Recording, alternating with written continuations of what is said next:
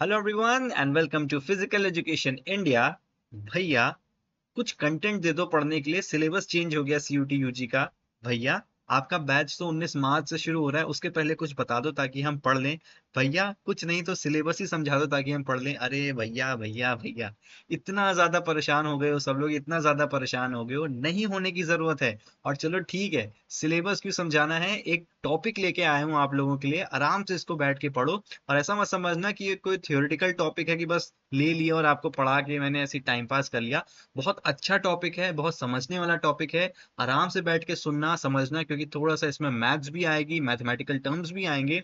और बहुत इंपॉर्टेंट है आपके लिए, फिर आप बीपेड करने जा रहे हो, फिर उसके आगे एमपीएड करोगे या कुछ भी करोगे, ये लाइफ टाइम आपको काम आने वाला है। इसीलिए आज इस वीडियो को मैं बनाऊंगा, ये टॉपिक मैं आपको समझाऊंगा। अगर अच्छा लगे तो ऐसी और भी कुछ टॉपिक्स मैं आपको बता सकता हूँ, तो कमेंट में बता देना कि अच्छा लगा पढ़ के, समझ में आया, नहीं समझ में आया।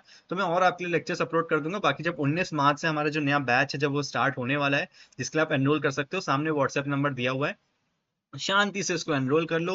बिल्कुल टेंशन मत लो, किसी सीनियर को परेशान मत करो, किसी पुराने एलएनआईपीएन को परेशान मत करो। सारी चीजें अच्छे से समझा देंगे। इतना अच्छा रिकॉर्ड रहा है पिछले 4 साल का, ऑल इंडिया रैंक 1 2 3, ये 2024 का है, पिछले साल का।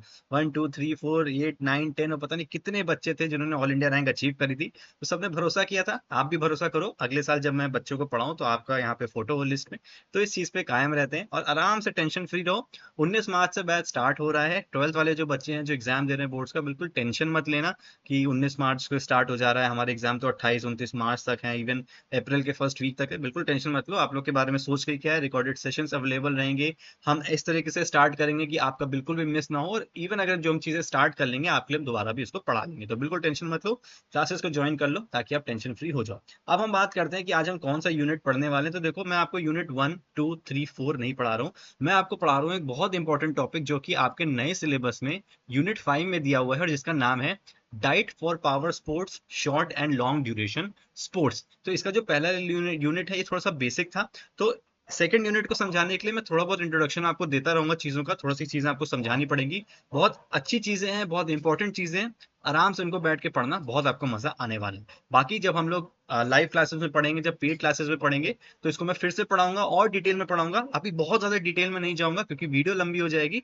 जो इंपॉर्टेंट चीजें होंगी वो मैं आपको बताऊंगा। तो देखो, diet for power sports, short and long duration sports होता क्या है, इसको समझने के लिए या फिर इसकी टर्मिनोलॉजीज के लिए बात करने से पहले कुछ इंपॉर्टेंट चीजें होती हैं जो मैं आपको समझा देता हूँ, बता देता हूँ, ताकि आपको समझ में आ जाए कि जो पूरा यूनिट है ये किस चीज के ऊपर बेस है। अच्छा चलो, एक चीज मैं आपको बता देता हूँ कि इसमें बात हम क्या करने वाले हैं, डाइट की हम बात करने वाले हैं। डाइट का मतलब आप सबको पता है, पोषण, जिसका मतलब होता है जो हमको पोषण चाहिए होता है अपने शरीर में, ताकि हमारी हेल्थ अच्छी रहे, ताकि हम अच्छी तरीके से परफॉर्म कर पाए और अपने जो डेली टास्क हैं उनको बढ़िया से कर पाए। अब देखो, हमें डाइट बतानी किसकी है, सबसे पहले हमें बतानी है पावर स्पोर्ट्स वालों की। बतानी क्या है, मतलब कि हमें समझनी है और एग्जाम में हमें इसी हिसाब से आंसर करना है। अभी मैं लास्ट में कुछ एमसीक्यू भी आपको कराऊंगा, जैसे कि आपके एग्जाम में आते हैं, ठीक है। तो पावर स्पोर्ट्स वाले लोग कौन होते हैं, जिनका जो ड्यूरेशन होता है गेम का वो छोटा होता है। ड्यूरेशन को आप बोल सकते हो कि जो अवधि होती है, यानी कि ये बहुत छोटे टाइम तक चलते हैं, बहुत ही कम टाइम तक चलते हैं। लेकिन इनकी जो इंटेंसिटी होती है, यानी कि जो तीव्रता होती है, वो बहुत ज्यादा हाई होती है। कैसे, अगर मैं एक एग्जांपल दूं आपको वेट लिफ्टिंग का,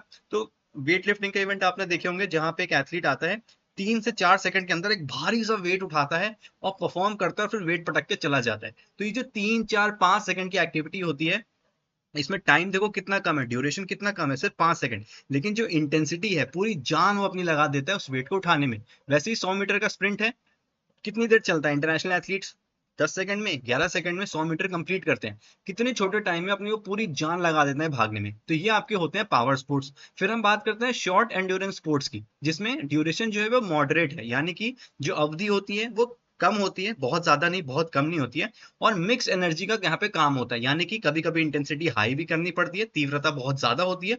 कभी कभी इंटेंसिटी आपकी कम भी होती है, कभी कभी आप बीच में भी रख के अपना काम चला सकते हो। इसके एग्जाम्पल क्या होंगे, जैसे कि हो गया सॉकर, यूरोप में जैसे सॉकर बोलते हैं, हम इंडिया में फुटबॉल बोलना पसंद करते हैं। तो फुटबॉल जैसा गेम है, चलता तो 90 मिनट तक है, लेकिन हम यहाँ पे बात कर रहे हैं एक एथलीट के डाइट की या फिर एक एथलीट के टाइम की फुटबॉल के अंदर। तो एक फुटबॉलर कितनी देर खेलता है, 3.5 मिनट, 4 मिनट, 5 मिनट मैक्सिमम। तो ड्यूरेशन तो देखो कम कम ही है, बहुत ज्यादा तो नहीं हो रहा, इससे भी कम खेलते हैं कभी कभी प्लेयर्स तो। और इंटेंसिटी, कभी कभी बॉल को लेके भागना है तो भाग रहे हैं, कभी कभी आराम से पास कर रहे हैं, तो इंटेंसिटी भी आपकी यहाँ पे मिक्स हो जाती है। बास्केटबॉल भी इसका एग्जाम्पल हो गया, हॉकी भी इसका एग्जाम्पल हो गया, जहां पे मिक्स तरीके से चीजें चलती हैं। फिर बात करते हैं लॉन्ग एंड्योरेंस स्पोर्ट्स की।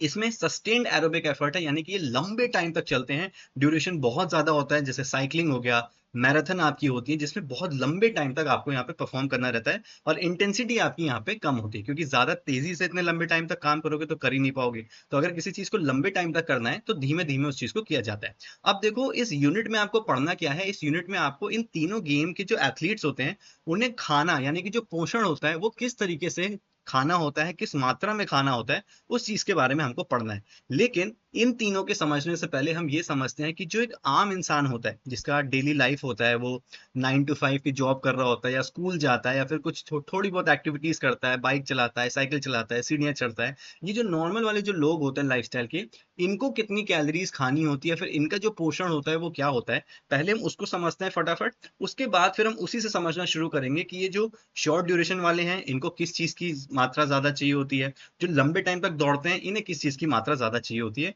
और यही आपका पूरा यूनिट है, और यही आपको इस सब टॉपिक में समझना है। ठीक है, ये पूरा यूनिट जो आपका न्यूट्रिशन के ऊपर ही है, कि क्या क्या चीजें खानी चाहिए, कैसे खानी चाहिए, क्या फायदे हैं, क्या नुकसान है, मोटापा क्या है, ये सारी चीजें।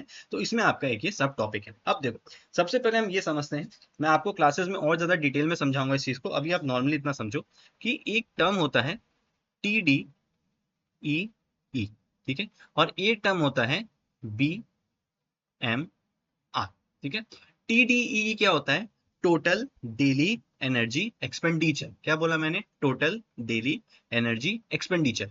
इसका क्या मतलब होता है कि आप अपने पूरे दिन में जो भी काम करते हो, कहीं चल के जा रहे हो, कहीं भाग रहे हो, साइकिल चला रहे हो, सीढ़ियां चढ़ रहे हो, किसी से मार खा रहे हो, जो भी आप चीजें कर रहे हो उसमें आपकी बॉडी एनर्जी देती है, आपकी बॉडी को एनर्जी लगानी पड़ती है, और वो क्या करती है, आपकी बॉडी में जो कैलोरीज है उसको बर्न करती है। ये टर्म आपने जरूर सुना होगा, कैलोरीज। आप जब जिम जाते हो या किसी किसी मोटे को देखते हो तब यही बोलते हो ना, भाई थोड़ा जाओ, दौड़ो, भागो, अपनी कैलोरीज बर्न करो। तो इसमें क्या होता है, हमारी जो कैलोरी है उसका एक्सपेंडिचर होता है, हमारी कैलोरीज होती है वो हमारी शरीर खर्च करती है इन सारे कामों को करने के लिए। और बीएमआर क्या होता है? बीएमआर का मतलब होता है बेसल मेटाबॉलिक रेट। बीएमआर में भी, इस कंडीशन में भी हमारी बॉडी जो है वो कैलोरीज को खर्च करती है, लेकिन कब?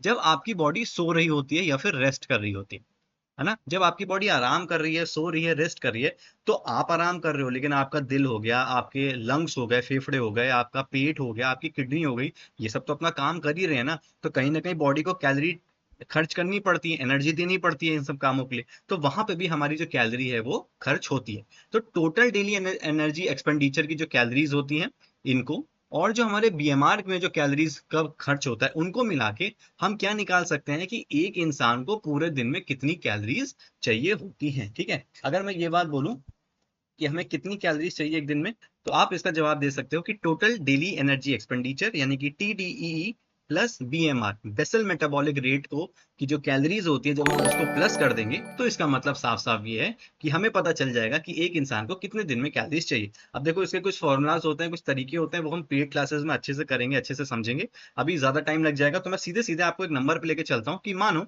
हमने निकाल लिया कि एक इंसान को एक दिन में 3000 किलो कैलोरीज की जरूरत पड़ती है, 3000 कैलोरीज की जरूरत पड़ती है। अच्छा, अब ये तो हमें पता चल गया कि भाई 3000 कैलोरीज एक इंसान को खानी हो अपने पूरे दिन को, या अपने पूरे शरीर को अच्छी तरीके से पूरे एक दिन में चलाने के लिए। अब खाना क्या क्या है? तो देखो, हमें जनरली जो हम जब डाइट की बात करते हैं तो हम बात करते हैं मैक्रो न्यूट्रिएंट्स की। ठीक है, अब मैक्रो न्यूट्रिएंट्स क्या होते हैं, माइक्रो न्यूट्रिएंट्स क्या होते हैं, इनको हम डिटेल में पढ़ेंगे। अभी बस इतना समझो, तो जो मैक्रो न्यूट्रिएंट्स होते हैं इनमें तीन चीजें होती हैं जो हम दिन में अपना खाते हैं। सबसे पहला खाते हैं हम कार्बोहाइड्रेट्स, मैं कार्ब्स लिख देता हूँ, कार्बोहाइड्रेट्स हो गया ये। दूसरा आपका होता है फैट्स, और तीसरा आपका होता है प्रोटीन।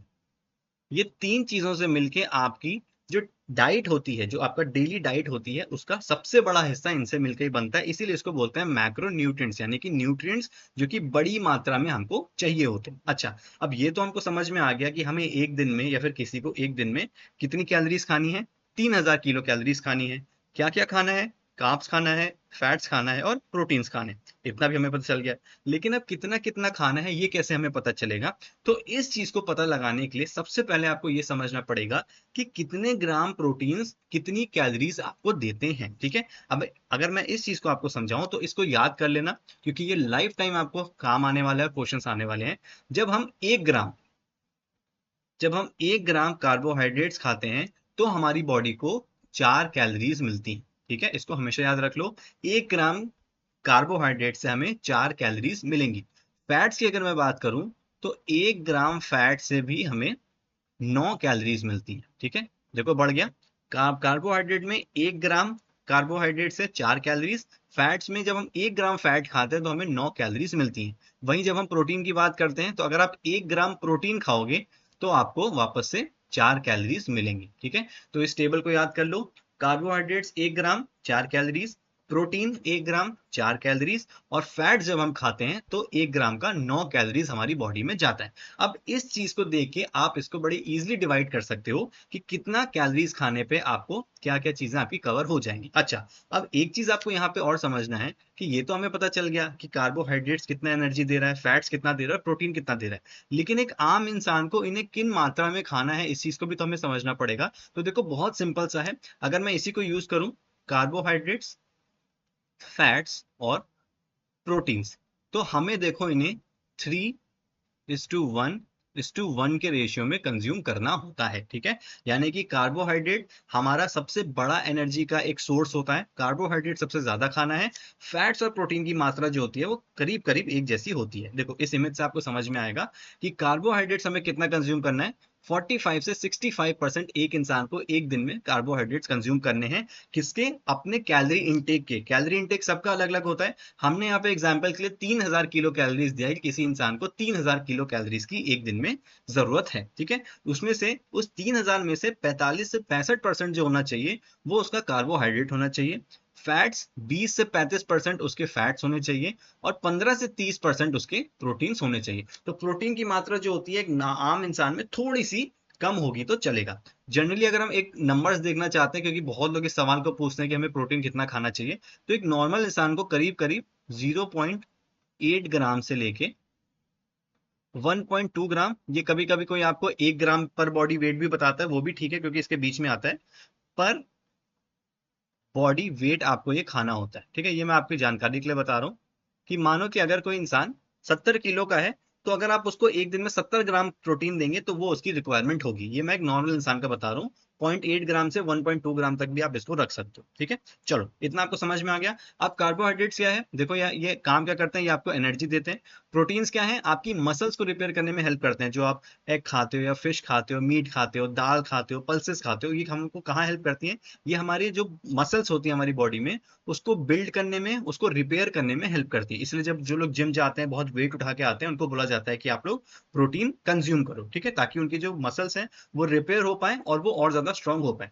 फैट क्या करते हैं, ये हमारे हॉर्मोन्स को सपोर्ट करते हैं, हमारे न्यूट्रिएंट्स को सपोर्ट करते हैं, और फैट भी हमारा एक बहुत बड़ा एनर्जी गिवर होता है, हमें बहुत ज्यादा एनर्जी प्रोवाइड करता है हमारी बॉडी में जब भी हमको उसकी जरूरत होती है। इन सारी चीजों को जब हम आप आगे जाके जब एनर्जी सिस्टम पढ़ोगे कि हमारी बॉडी एनर्जी कैसे प्रोड्यूस करती है अलग अलग कामों के लिए, तो कैसे कार्बोहाइड्रेट्स का यूज होता है, फिर कैसे फैट्स का यूज होता है, और फिर कैसे प्रोटीन का यूज होता है, इन सब चीजों के बारे में हम बातें करने वाले। ठीक है, चलो इतना आपको समझ में आ गया कैसे कैसे इसको डिवाइड करना है। एक नॉर्मल इंसान को कितना कार्बोहाइड्रेट चाहिए होता है वो आप समझ गए, 45 से 65%। फैट्स कितना चाहिए, 20 से 35%, और प्रोटीन्स कितना चाहिए, 15 से 30% प्रोटीन एक नॉर्मल इंसान को अपनी लाइफ में चाहिए होता है। ठीक है, अब देखो, अब फटाफट हमारे जो यूनिट की बात है उस चीज को हम समझना शुरू करते हैं कि जो हमारे एथलीट्स हैं उनको किस हिसाब से हमें इन सारी चीजों को देना है। अब देखो, कार्बोहाइड्रेट्स क्या है, ये हमें एनर्जी देते हैं। ठीक है, एनर्जी की जरूरत हमें कब पड़ेगी, जब हम लंबे टाइम तक कोई काम करेंगे। क्लियर है, सिंपल है।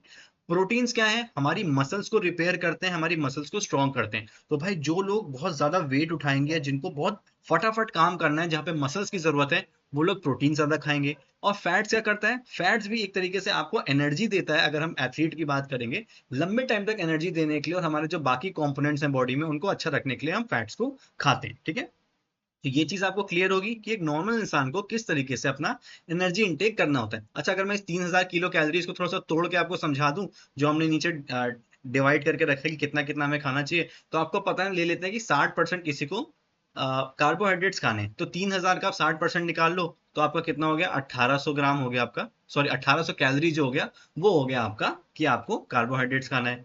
मैं बोल देता हूँ कि 25% हमें फैट खाना है, तो 3000 का 25% निकाल लो तो ये आपका करीब हो गया 750 ग्राम। ठीक है, 750 ग्राम आपको फैट्स खाने हैं। और प्रोटीन कितना बचा आपका, जो भी आपका बचा उसको माइनस कर लो, अराउंड मेरे ख्याल से 15% बचा, तो 300 प्लस 450, 450 ग्राम आपको कितना खाना है, आपको प्रोटीन खाना है। ठीक है, ये आपका हो गया। अब आप इनको इनसे डिवाइड कर लो। 1 ग्राम में कितने किलो कैलोरीज थे आपके, 4 कैलोरीज थे, तो आप इसको 4 से डिवाइड कर लो तो आपके इसकी कैलोरीज निकल आएंगी। फैट्स के 9 होते थे, आप इसको 9 से कर लो, इसको 4 से कर लो। तो ये एक बेसिक तरीका होता है निकालने का कि आपको कितनी कितनी कैलोरीज खानी होती है। बाकी क्लासेस वगैरह में इसको हम आराम से पढ़ेंगे। अब देखो हम आ जाते हैं अपने टॉपिक पे कि जो एथलीट्स ये हैं इनको किस तरीके से खाना है, वो बड़े आराम से इस चीज को समझ जाओगे। देखो सबसे पहले बात करते हैं पावर स्पोर्ट्स की। पावर स्पोर्ट्स क्या है, short duration high intensity sport. हमें चाहिए मसल्स, हमें भाई मसल्स की जरूरत है, हमें पावर की जरूरत है। तो हमें क्या ज्यादा इंटेक करना होगा, यहाँ पे हमें प्रोटीन ज्यादा खाना होगा। तो हमारी जो डाइट होगी उसमें प्रोटीन की जो मात्रा होगी वो थोड़ी सी ज्यादा बढ़ जाएगी। कार्बोहाइड्रेट थोड़ा सा कम कर देंगे और फैट्स को भी हम थोड़ा सा कम कर देंगे। इस तरीके से जो एनर्जी होती है हमारी बॉडी को मिलती है और इसी तरीके से हमें अपने जो न्यूट्रिएंट्स होते हैं अपनी बॉडी को देना होता है। ठीक है, तो पावर स्पोर्ट्स क्या है, short duration high intensity sports. Examples weight lifting हो गया, स्प्रिंटिंग हो गया, पावर लिफ्टिंग हो गया, शॉर्ट ड्यूरेशन की स्विमिंग हो गई, शॉर्ट पुट हो गया, या फिर जैवलिन थ्रो हो गया। ये सारे जो गेम्स होते हैं बहुत छोटे ड्यूरेशन के और हाई इंटेंसिटी चाहिए। ठीक है, एनर्जी सिस्टम कौन सा चाहिए इसको भी मैं लास्ट में आपको थोड़ा सा बता दूंगा, अभी इतना टेंशन मत लो, एनर्जी सिस्टम आपके लिए इतना इंपॉर्टेंट नहीं है, बट मैं आपको बताऊंगा जरूर क्योंकि इंपॉर्टेंट है। ठीक है, energy is quickly produce without oxygen but last for only a short time. तो यहाँ पे जो एनर्जी है वो बड़ी जल्दी चाहिए होती है, ऑक्सीजन की हमें ज्यादा जरूरत नहीं पड़ती क्योंकि फटाफट हम काम करते हैं और छोटे टाइम के लिए हमें एनर्जी चाहिए होती है। न्यूट्रिशन के गोल्स क्या है, यानी कि न्यूट्रिशन हमें लेना किस तरीके से, build strength and muscle, strength बढ़ानी है, मसल बढ़ानी है। इंप्रूव रिकवरी इन परफॉर्मेंस, भाई प्रोटीन खाएंगे तो रिकवरी बढ़िया होगी। Maintain low body fat while supporting energy demands, तो फैट को भी हमें अपना कम रखना पड़ता है। अच्छा, अब हम मैक्रोन्यूट्रिएंट का ब्रेक डाउन करेंगे, किसके लिए, उन एथलीट्स के लिए जिनको पावर ज्यादा चाहिए होती है। तो प्रोटीन की मात्रा देखो यहाँ पे बढ़ गई, मैंने आपको कितना बताया था, 0.8 से लेके 1.2 ग्राम प्रोटीन तक आपको खाना है एक नॉर्मल इंसान को, लेकिन यहाँ देखो कितना हो गया, 1.6 से 2.2 ग्राम पर किलोग्राम ऑफ बॉडी वेट। तो क्या बताया कि जो पावर स्पोर्ट्स वाले होते हैं, जो वेट लिफ्टर्स हैं, भागने वाले जो रनर्स हैं, स्विमर्स हैं शॉर्ट ड्यूरेशन के, उन्हें अपनी मसल्स को अच्छा करना है, जिसके लिए उन्हें प्रोटीन की मात्रा बढ़ानी पड़ेगी अपनी डाइट में। कार्बोहाइड्रेट्स 4 से 6 ग्राम पर किलोग्राम के लिए आपको बॉडी वेट ले चाहिए, और 20 से 30% फैट आपको यहाँ पे मेंटेन करके रखना होगा। इसका मतलब जो कार्बोहाइड्रेट्स है वो हम थोड़ा सा यहाँ पे कम कर देंगे। एग्जांपल्स ले लेते हैं, एक 70 किलो का पावर एथलीट है, 70 किलोग्राम का पावर एथलीट है, तो प्रोटीन की मात्रा देखो 112 से लेके 154 ग्राम, यानी कि 616 किलो कैलोरी सीधे सीधे पावर एथलीट ले रहा है। 280 से 420 ग्राम वो अपना कार्बोहाइड्रेट्स ले रहा है, कार्बोहाइड्रेट्स लेना जरूरी है तो मात्रा इसकी अच्छी है। और फैट्स में 630 ग्राम ये ले रहा है अपनी कैलोरीज। ठीक है, 3000 कैलोरीज उसको पर डे लेनी है, जिसमें से इस हिसाब से अपनी कैलोरीज को डिवाइड करा है। हमने क्या देखा था शुरू में कि जो प्रोटीन और फैट्स की मात्रा होती है उसमें थोड़ा सा डिफरेंस होता है। यहाँ पे भी देखो डिफरेंस जो है वो कम हो गया है, डिफरेंस अभी भी है, लेकिन प्रोटीन की मात्रा देखो 616 दी हुई है और फैट्स की मात्रा दी हुई है 630। तो इसका गैप जो है वो ऑलमोस्ट बराबर हो गया है, जहां पे नॉर्मल इंसान प्रोटीन कम लेता है और फैट ज्यादा लेता है। तो प्रोटीन क्यों ज्यादा हुआ, क्योंकि मसल बिल्डिंग की जरूरत है पावरफुल एथलीट्स को, तो उसके लिए इनको जरूरत पड़ती है। ये कुछ यहाँ पे सोर्सेज लेके इनको आप रीड कर लेना। ठीक है, अब चलो बढ़ जाते हैं नेक्स्ट पे, जो कि है शॉर्ट ड्यूरेशन स्पोर्ट्स। ये मॉडरेट एंड्योरेंस है, थोड़े लंबे टाइम तक चलते हैं, और यहाँ पे एनर्जी जो होती है वो फ्लक्चुएट करती रहती है, कभी ज्यादा कभी कम। Example soccer, basketball, tennis, 400 metre, 800 metre. अब यहाँ पे जो सिस्टम यूज होता है इसकी बात बाद में करेंगे। न्यूट्रिशन गोल्स क्या है, एंड्योरेंस बढ़ानी है स्ट्रेंथ के साथ। एंड्योरेंस क्या हो गया भाई, एक तरह से स्टैमिना हो गया कि आप लंबे टाइम तक काम कर पाओ, जब थकान हो रही है फिर भी काम कर पाओ, और स्ट्रेंथ भी आपको चाहिए। ठीक है, ग्लाइकोजन स्टोर्स, जो हमारा ग्लूकोज जो हम खाते हैं, कार्बोहाइड्रेट्स, वो हमारा स्टोर होता है बॉडी में ताकि हम इसको बाद में यूज कर पाए। एनर्जी सिस्टम का टॉपिक है, बाद में देखेंगे। और मसल रिकवरी की भी जरूरत हमें यहाँ पे पड़ती है। देखो मैक्रोन्यूट्रिएंट ब्रेकडाउन यहाँ पे कितना हो गया, 1.4 से 1.8 ग्राम हमको यहाँ पे अपना प्रोटीन लेना है। ऊपर हमने कितना देखा था, 1.6 से 2.2 ग्राम, ये याद है। जो पावर एथलीट्स वाले हैं वो कम से कम 2.2 ग्राम्स ले रहे हैं अपने बॉडी वेट का, क्योंकि उन्हें वेट उठाना है, उन्हें इंटेंसिटी हाई रखनी है। यहाँ पे देखो 1.4 से 1.8 ग्राम कर दिया, क्यों, क्योंकि इतनी ज्यादा पावर की जरूरत नहीं है, जरूरत है लेकिन इतनी ज्यादा हमें जरूरत नहीं है, तो प्रोटीन की मात्रा हमने कम कर दी। कार्बोहाइड्रेट्स हमने अभी भी मेंटेन करके रखा है 5 से 7 ग्राम, और फैट्स भी 20 से 30% हमने मेंटेन करके रखा है। देखो कितना चाहिए हमें, 3500 कैलोरी किसी को इनटेक करना है, तो यहाँ पे प्रोटीन की मात्रा देखो कम हो गई है, 98 से 126 ग्राम हो गया है। कार्बोहाइड्रेट्स 350 से 490 ग्राम हो गया, बढ़ा हुआ है। और फैट्स भी हमारा देखो बढ़ के 80 ग्राम हो गया, क्योंकि हमें एंड्योरेंस की जरूरत है। कार्बोहाइड्रेट्स और फैट्स क्या करते हैं, हमारी बॉडी में एनर्जी देते हैं, हमें ज्यादा लंबे टाइम तक काम करने के लिए पुश करते हैं। तो कार्बोहाइड्रेट्स और फैट्स की मात्रा देखो बढ़ गई, प्रोटीन की मात्रा यहाँ पे कम हो गई, क्योंकि अब हमें उतनी ज्यादा ताकत की जरूरत नहीं है जितना हमें पावर गेम्स में या फिर पावर स्पोर्ट्स में चाहिए होती है। ठीक है, फूड्स यहाँ पे दोबारा लिखे, इनको रीड कर सकते हो। अब देखो, सबसे पहले हमने पावर स्पोर्ट्स देखा, दूसरा हमने शॉर्ट ड्यूरेशन देखा, जहां पे चेंजेस कैसे हुए, पावर स्पोर्ट्स में प्रोटीन ज्यादा था, फिर शॉर्ट ड्यूरेशन में आए तो प्रोटीन कम हो गए और एनर्जी के लिए कार्बोहाइड्रेट्स और फैट ज्यादा हो गए। अब खुद सोचो, जब हमको और लॉन्ग एंड्योरेंस में जाना है, यानी कि ड्यूरेशन लंबा और हमारा गेम लंबा चलने वाला है और पावर कम होने वाली है, तो हमें क्या जरूरत पड़ेगा? समझ गए होगे अभी तक तो आप बड़े आराम से। लॉन्ग ड्यूरेशन स्पोर्ट्स यानी कि एंड्योरेंस स्पोर्ट्स, यानी कि थकान के टाइम भी आपको इसको करते रहना है, करते रहना है। मैराथन के जो रनर्स होते हैं, जो साइकिलिस्ट होते हैं, रोइंग जो आप चप्पू जो चलाते हैं, ट्रायथलन जो आपके गेम्स होते हैं जिसमें आपकी रनिंग, स्विमिंग और आपकी साइकिलिंग होती है, तो ये जो गेम्स होते हैं जिसमें आपको स्टेमिना की जरूरत पड़ती है, यहाँ ये आपके लॉन्ग ड्यूरेशन चलते हैं। ठीक है, अब देखो इसमें क्या है, मैक्रोन्यूट्रिएंट 1.2 से 1.8 ग्राम, क्योंकि भैया इतनी ताकत की जरूरत नहीं है, हमें एनर्जी की जरूरत है। हमें ऐसी चीजें खानी है जिससे हम लंबे टाइम तक काम कर पाए, ना कि फटाफट ताकत लगा पाए। तो प्रोटीन देखो कम हो गया, कार्बोहाइड्रेट्स की मात्रा देखो बढ़ गई, 6 से 10 ग्राम हो गई, क्योंकि ये हमें एनर्जी देता है हमारे एंड्योरेंस एथलीट्स को। और फैट की मात्रा भी देखो बढ़ के 20 से 35% हो गई, क्योंकि फैट भी हमें एनर्जी देता है। ठीक है, अब यहाँ पे अगर हम ब्रेक डाउन देखेंगे तो आपको और अच्छे से समझ में आ जाएगा। प्रोटीन देखो मात्रा उतनी की उतनी है, 84 से 126 ग्राम, क्योंकि भाई थोड़ी बहुत मसल्स की जरूरत है, ऐसा तो है नहीं कि जरूरत नहीं है। कार्बोहाइड्रेट्स देखो 420 से 700 ग्राम हो गया है, क्योंकि हमें अपने एथलीट्स को एनर्जी देनी है, क्योंकि ताकि वो लंबे टाइम तक काम कर पाए। और फैट्स भी हमारा 90 ग्राम हो गया, क्योंकि फैट भी हमें क्या करता है, हमें एनर्जी देता है अपने कामों को करने के लिए लंबे टाइम तक। फूड्स यहाँ पे दोबारा दिए हुए हैं, तो फूड देख के आप यहाँ पे समझ जाओगे। अगर मैं आपको एक फटाफट एक ओवरव्यू दूं इन सारी चीजों का, तो प्रोटीन किस चीज में हेल्प करता है, हमें हमारी मसल बिल्डिंग में हेल्प करता है, जिससे हमारी मसल्स रिपेयर हो पाए और ज्यादा ताकतवर हो पाए। कार्बोहाइड्रेट्स क्या करते हैं, ये उन एथलीट्स के लिए, या फिर कार्बोहाइड्रेट्स का जो बेसिक काम है वो है हमें एनर्जी देना, ताकि हम लंबे टाइम तक काम कर पाए। और फैट्स का भी यही काम है, फैट्स हमें ज्यादा मात्रा में एनर्जी देता है, ताकि हम और लंबे टाइम तक काम कर पाए। अगर मैं आपको एक बेसिक चीज समझाऊं, जो एक एनर्जी सिस्टम वाली चीज आई थी ना, देखो ऊपर मैंने एक फोटो आपके लिए रखी भी है, ये होता है आपका एनर्जी सिस्टम, कि किस तरीके से आपके बॉडी जो है वो एनर्जी का यूज करती है, और कैसे जो अलग अलग चीजें आपने खाई हैं, जो कंज्यूम किया है, कार्बोहाइड्रेट्स, प्रोटीन्स, फैट्स, उनको किस मात्रा में और किस सीक्वेंस में तोड़ के आपको एनर्जी देती है। तो इन चीजों को हम क्लास में अच्छे से समझेंगे। अभी बस इतना देख लो कि हमारी बॉडी में कुछ एनर्जी स्टोर रहती है पहले से, जो 2 सेकंड तक चलती है, जो लाल लाइन है वो इसको दर्शा रही है। फिर इसके बाद हमारा एटीपी सीपी सिस्टम आता है, जो हमारी बॉडी 10 सेकंड तक आपको एनर्जी और देती है थोड़े टाइम तक। ठीक है, फिर ग्रीन लाइन देख लो, ये होता है हमारा लैक्टिक एसिड सिस्टम, या फिर हमारा ग्लाइकोजन सिस्टम, जहां पे हमारा जो कार्बोहाइड्रेट होता है उसको यूज करके बॉडी एनर्जी देती है। ये करीब 2 मिनट तक चलता है। और फिर जो उससे लंबी एक्टिविटी होती है, जो करीब 2 घंटे तक जाती है, ये होता है हमारा एरोबिक सिस्टम या फिर ऑक्सीडेटिव सिस्टम, जो कि हमारी बॉडी में पहले कार्बोहाइड्रेट्स को यूज करता है। अगर आपकी बॉडी में कार्बोहाइड्रेट्स खत्म हो गए तो फिर फैट्स को यूज करेगा। बाई चांस ऐसी कंडीशन कभी आनी नहीं चाहिए कि फैट्स आपकी बॉडी में खत्म हो जाए। अगर फैट्स भी खत्म हो जाते हैं तो फिर आपकी बॉडी प्रोटीन को तोड़ने लगती है, आपकी मसल्स को तोड़ने लगती है, और फिर उससे आपको एनर्जी देती है। इसीलिए अब आपको समझ में आ रहा होगा कि क्यों जो एंड्योरेंस एथलीट्स होते हैं, जो लंबे टाइम तक ड्यूरेशन वाले होते हैं, वो कार्बोहाइड्रेट्स और फैट ज्यादा खाते हैं, ताकि भैया उनकी प्रोटीन की जरूरत उनको ना पड़े अपनी एनर्जी को लगाने के लिए या फिर उसको कंज्यूम करने के लिए। ठीक है, तो आई होप ये पूरा टॉपिक आपको समझ में आ रहा होगा कि किस तरीके से डाइट दी जाती है, किस तरीके से कौन सा न्यूट्रिएंट आपको बॉडी में आपको देना पड़ता है, जिस तरीके से आपको जरूरत पड़ती है। ठीक है, अब चलो कुछ क्वेश्चंस कर लेते हैं कि किस तरीके से इससे क्वेश्चंस बनेंगे। फटाफट इनको सॉल्व करो। देखो, which energy system is primarily use in power sports like weight lifting and sprinting.